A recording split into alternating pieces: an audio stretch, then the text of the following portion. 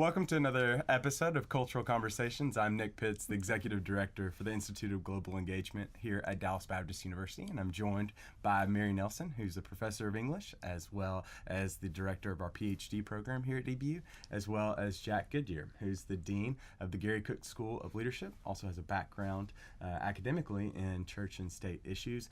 And I'm so glad that you all decided to join us today because I want to talk about reading. Okay, so I was reading a study that was put out just recently about the individual. We're really not reading as much as we used to anymore. Now we've gotten to a point now where the average American is reading 19 minutes a day, and that has fallen significantly over the past 50 years. And there's a multitude of questions that come up. So, Mary, I'll start with you. Okay. What are we losing by not reading anymore? I'm concerned from a simple standpoint, we're losing our ability to concentrate. We're losing our ability to focus for periods of time on text. Yeah. And I think part of that is we all have our phones and we're inundated with, quick messages so often that we're getting so accustomed to that when we are faced with something with more substance or a little more denser material, that perhaps that looks even less appealing than it would because we're not really training ourselves for it. And it's a big jump to go from a tweet to a novel by Dickens or something, right? Yeah. And so I think that's part of what we're losing, and that's a concern. I saw another study that indicated that the average American's attention span has shrunk to 8.2 seconds as compared to a goldfish, which is 9 seconds. Oh, no. That is not encouraging. So that kind of brings us up to another point, Jack. I'm really interested, though, as we look back, there's been this axiom that's been put out that leaders are readers. And so what is the value of reading? So if there's a loss of what we're continuing to hear about reading, what is the value add of reading? Sure. Well, if I can add on one thing to what Mary said, I'm making my way through a book by on the Wright brothers by McCullough.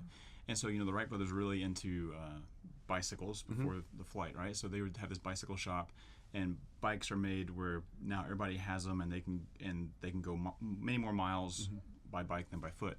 And one of the criticisms of the bike invention was now all these teenagers will be riding their bikes way farther away from home, and they won't be reading books. Was actually one of the criticisms. So there's been this fear of people not reading for a long time. Of course, now we wish people would either read or ride a bike. Either option. But I think what we can learn from reading about people's lives, learn about from reading other texts, is being able to learn from past mistakes, being able to also find some inspiration from what people overcame and went through, then to be able to see, one, that we're in some similar predicaments perhaps that other people were, that life's not always perfect, but two, we can learn from what they were able to do to be able to overcome some situations as well. And so that's part of, I think, the importance of making sure that we're staying reading. And I agree with Dr. Nelson as well that it's a lot of it is you have to get yourself into a trained mindset to be able to do so.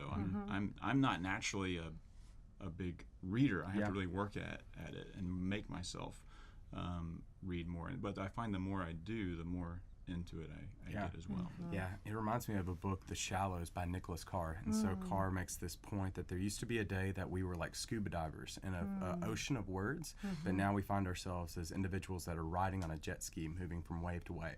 We're no longer digging down deeply. Yes. And so as the director of the PhD program in leadership here, really the readers are leaders kind of mentality, what are you doing, what's the program doing to be able to equip students to be able to be the leaders, but also bring along nurturing this appetite for reading? That's a great question. We tell them from the beginning of the program, you're going to be reading a lot, which you would expect in a doctoral program.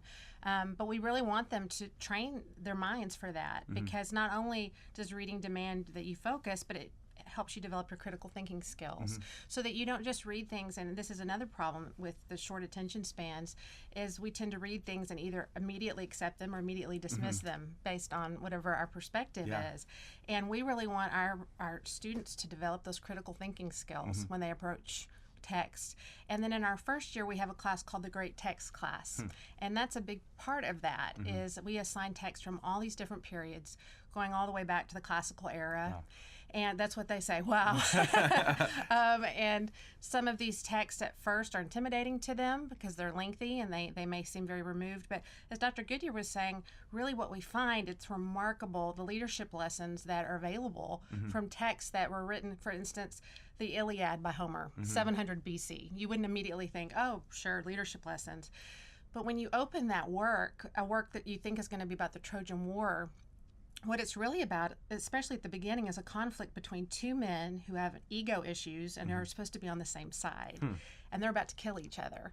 Well, there are certainly contemporary parallels. I'm so glad we don't deal with ego anymore. I know, none of right? that. Ego's been eliminated. We never have infighting.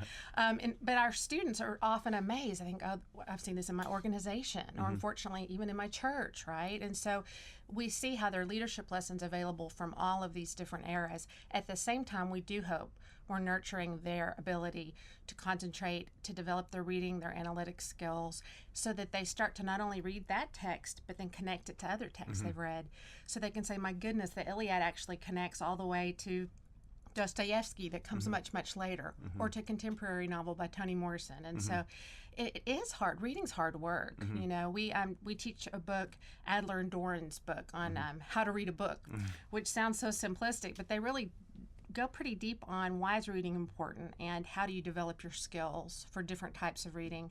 And they talk about how it's work, reading, and then that is also something it requires, like you were saying, I think most of us, you really have to focus your time and your energies and kind of shut out everything else and engage. And if you really want to read something, it requires you to be an active reader.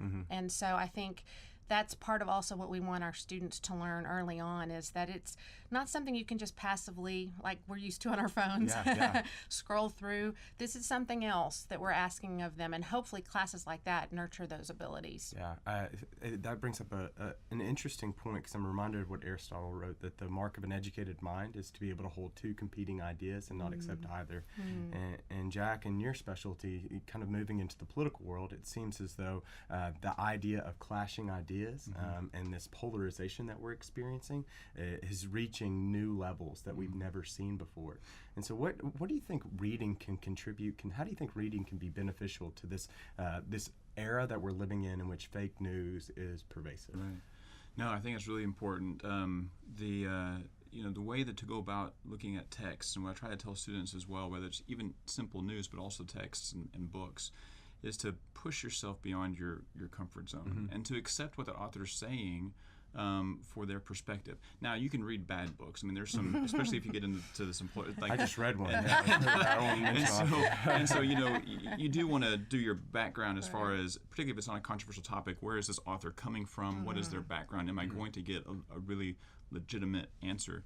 But then to be able to push beyond your own worldview, your own conception of how an issue is, and read widely in an area can help you be more empathetic to other people who have a different view, and also could sometimes impact the way that I've read books before that changed my personal views on things, just because I was able to see more about what they were talking about, more about what their research was or what their personal experiences were, and so if you go at we need to make sure that we're going at texts with an open mind, and with asking, just even from a spiritual standpoint, asking God to even speak to us through even what could be a secular text. So what can we learn from this to grow as individuals in our own ability, and to be humble enough to say we need to learn more about this. And that brings up the spiritual component, which especially here at DBU, it's a Christ-centered education that we're pursuing after excellence, but we're not forsaking faithfulness. Right. And so, Mary, help us to understand what's a Christian perspective of reading.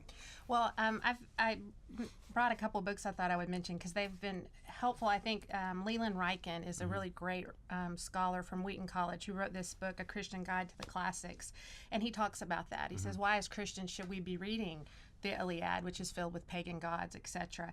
And other scholars have looked at that as well. I think he comes back to a central idea that helps me a lot. All truth is God's truth. All beauty emanates from God. And so that can be found in secular literature. Wisdom can be found in secular literature. Does that mean we embrace the worldview of the author? No, not at all. But if there is beauty and truth in those texts, we don't want to dismiss that. We don't want to throw that away. Wouldn't that be wouldn't that be tragic? And so I think that's something to think of. And Dr. Goodyear mentioned something too, that as an English professor and also in the Ph.D. program, I try to stress with my students as well. As Christians, we are called to, of course, love one another, serve one another, and I don't think we can do that without empathy. And that's something I really worry about too in our age now, with the quick responses that we're used to.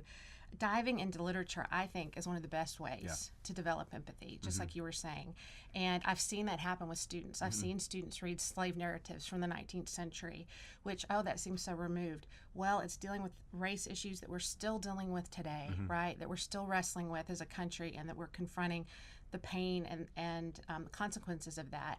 And boy, some of those narratives, it's like going back in time, and really, in a way, I don't think anything else can, helping us develop what was it like for those people, right? And I think that's so important for all of us. And I think it's even more important now when our attention span has dwindled so much, because if we lose empathy, how can we serve other people if we're unaware of their plights or unfeeling about their plights? Yeah, it reminds me of Hebrews 4, that we have a great high priest who can sympathize with all our weaknesses, right? And so what reading does is inculcate that sympathy inside of us. Yeah. Okay, and so she was talking about kind of the 19th century African American experience here in the U.S. It reminded me of a book that you recommended to me, Charles Marsh, the Summer. It's Summer '69. God's Long Summer. God's Long Summer. Yeah, just a phenomenal book in that respect. And so, Jack, your perspective, what's a Christian understanding of reading, a theological rendering of it? A theological rendering of understanding reading. It definitely ties into what Dr. Nelson said about all truth is God's truth. But from a theological understanding, if we see that Jesus grew in wisdom and stature and favor with God and man, I think a big part of the way that even Jesus grew in that wisdom and stature is he was learning. He was and which is a crazy thought to try to think about the omniscient God is learning, but he's learning and he's engaging and he's reading and he's growing. And I think so. If we take the example of Christ and how he says he grew in wisdom, then that's the same way that I think we need to do likewise. And then from a theological, there's so much. Two different ways I could answer this question theologically. So much that we can learn from how in history how people have used their theology to respond to different issues and continue to respond to those issues, and how that might impact our view of theology as well. But then also just to know that God desires for us